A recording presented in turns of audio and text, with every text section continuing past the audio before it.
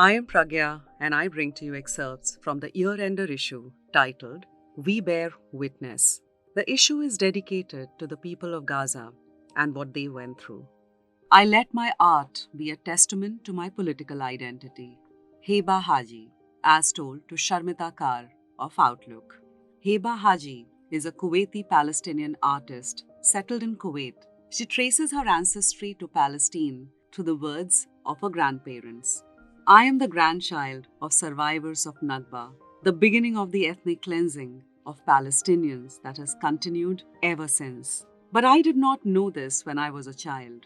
My grandfather raised me to always look at the brighter side of life in any situation. He always spoke of Palestinians in a loving, longing manner, reminding us of the importance of a family. When I learned fully of my identity a few years ago, I wrote down a long list of questions to prompt my grandfather to tell me his story. Until that moment, I did not realize that the Nakba stories I have heard from thousands of Palestinians also applied to him. That was the first time I saw this sweet, kind man crumble and curl up like a child with so much trauma that it broke my heart. I sat there listening as he told me about his past wounds that he had learned to overcome. During the massacres of 1948, people in his village hid their children and newborns in ancient caves so that if the parents were murdered, the children would live on. He remembers the fear he felt inside the caves as a child. When the tanks and Zionist gangs got closer to his home, his parents, my grandparents, were forced to walk on foot and leave behind everything. They thought it was temporary, that they would be able to return one day. My grandmother died a refugee in Lebanon, just 30 minutes away from her village in exile in Akka in Palestine. My fight for my identity starts from there.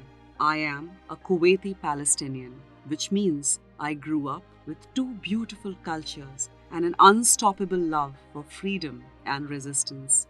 My identity makes even my existence a political statement. I, like every Palestinian in the diaspora, the refugee camps, or in Palestine, is proof that we exist. It has been 75 years, but I cannot give up the fighting fire that my grandparents passed on to me. I believe Nina Simone put it succinctly, an artist's duty is to reflect the times. I let my art be a testament to my political identity. I use it to represent my people and speak up for indigenous rights and oppression around the world. As Palestinian artists, we struggle to be centered. I am met with a range of expressions on social media, from pity to hate and disgust. I get told we don't exist, that we are the reasons there is no peace. There is so much Islamophobia, anti-Palestinian, and anti-Arab discrimination to erase or steal our culture, art, and traditions. We remain unprotected or easily removed from the platform because our identity or expression offends those who refuse to humanize us. But every Palestinian artist, whether a painter, photographer, poet, or writer, wields their creativity in a passionate act of resistance.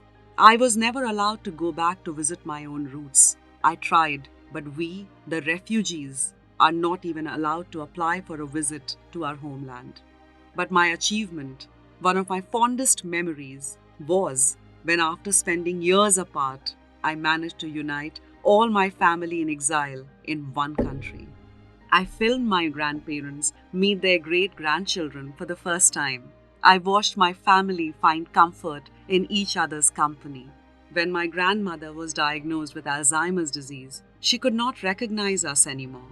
But when I sat beside her, she just began to talk to me like she did when I was a child.